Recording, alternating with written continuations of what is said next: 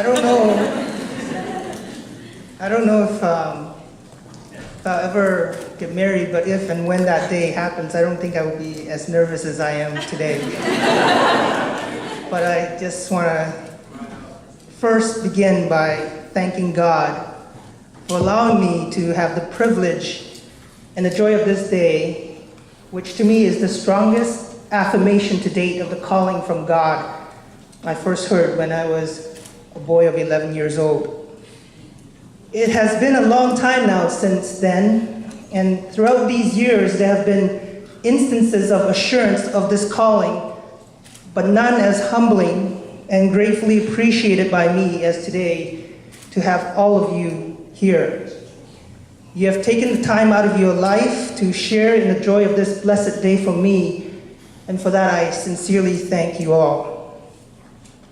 I remember in my teenage years, not long after my encounter with God that led to the surrendering of my life over to Him, many a nights I had prayed that God would use me to be a messenger of His gospel throughout the world and to fill my heart with passion upon passion for Him and the preaching of His word.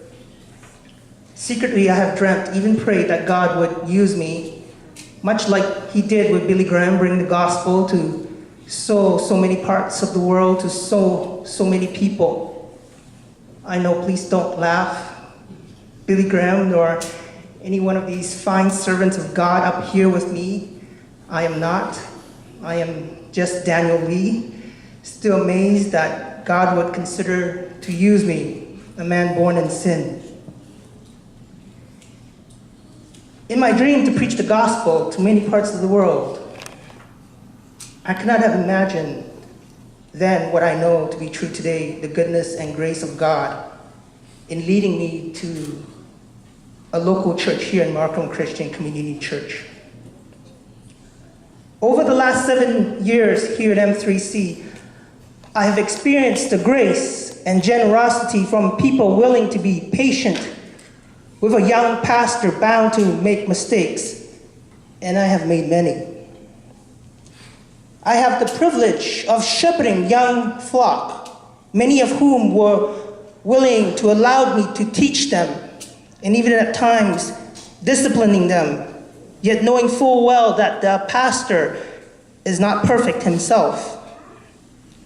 I thank you, young ones, for your humility. The last 7 years, I worked with brothers and sisters in ministries, leaders in their own right, gifted in so many areas I am not. Yet they have shown me kindness and respect in accepting me for who I am and allowing me to play my part on this team. I have experienced love from seniors, though they don't understand a single word I say, allowed me to pray with them, and they kept my stomach happy by feeding me food. Parents, they entrusted me to help groom the spiritual health of their children, though I have no child of my own. Young working adults accepted me as a friend and brother, though my background and culture is different from their own.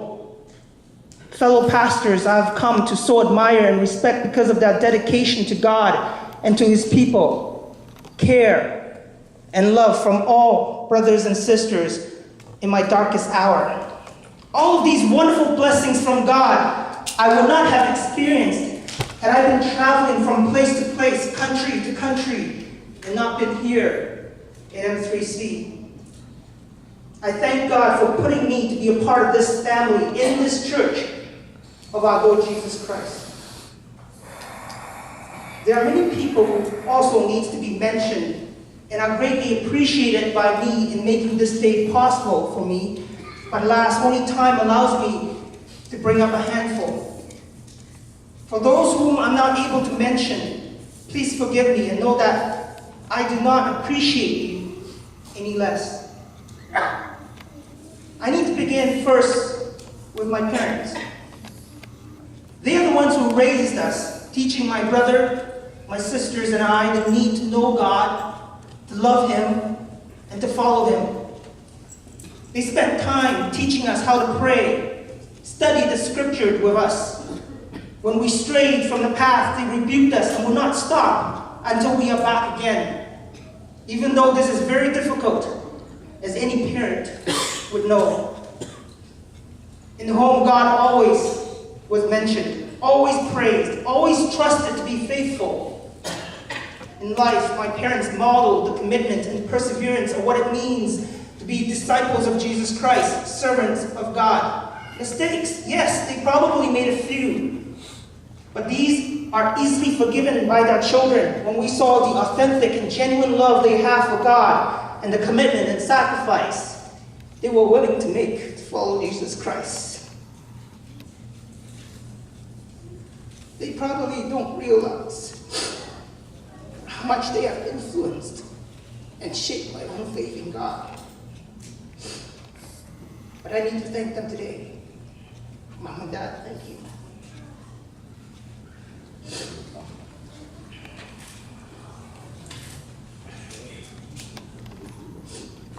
I need to thank my siblings, my brothers and sister. Over the years, I've come to realize that they're more than just people I can bully. Especially now that I only have one good arm. But they can always be counted on to be there for me. They can always be there, counted on to be there, supporting and praying for me on this journey. I may be the eldest, but they have been more help to me than I to them. And they have fulfilled the responsibility of looking and helping our parents better than I have done. To my brothers and my sisters, I say thank you, and to keep up the good work.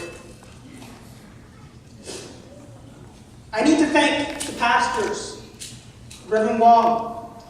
I need to thank you not only because you have allowed me to make a few jokes about you in some of my sermons, but really because of the patience and gentleness in the ways you have led and guided us as pastors.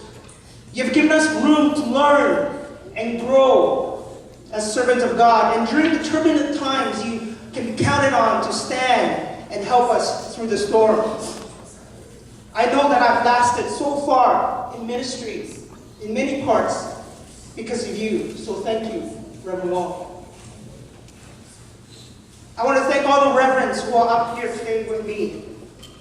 Because really, I would not be giving this speech and standing before all of you if they did not approve of my ordination.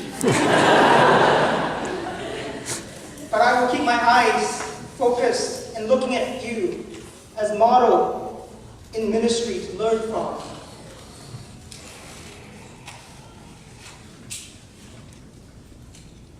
Pastor Hilda, Pastor Florence, your devotion to ministry and to your flock is something I greatly admire, and it encourages me to do the same. To the board of deacons and leaders in our church, I thank you for your partnership. The work and ministry in our church will not run without the countless hours of faithful service you have put in. Thank you for seeing and approving me as one called by God. To Pastor Ming Lam, even though you're not a pastor of the ASAP family, but you have come here to support me, I thank you. To my brothers and sisters in the English ministry, thank you for allowing me to work with you in taking care of our sheep. Many of you have been serving in this ministry way before I arrived, and the ministry would not be here today and where we want to go tomorrow, if not for your devotion. I know the people in the English congregation appreciate you greatly as I do. I thank you. Thank you to all my brothers and sisters in M3C.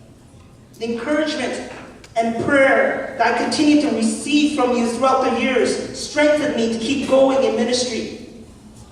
I especially want to thank those of you who have worked so tirelessly to put this day together. To Enoch, Edwin, Joyce, the worship team, PJ, Stephanie.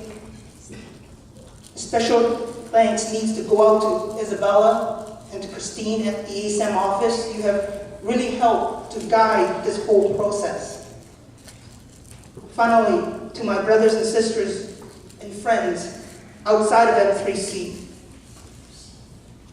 I left you last not because you are the least, but because you are of importance to me in my life. Some of you are here, though many of you are not. Words cannot express the deep appreciation and blessings you have brought into my life. You have walked with me, served with me, laughed and cried with me. And throughout all these years, you have helped me to keep faithful to the Lord. So that, I thank you. I just want to give thanks to our Lord Jesus Christ. Because of him, I have been redeemed. Because of him, my soul is saved. Thank you.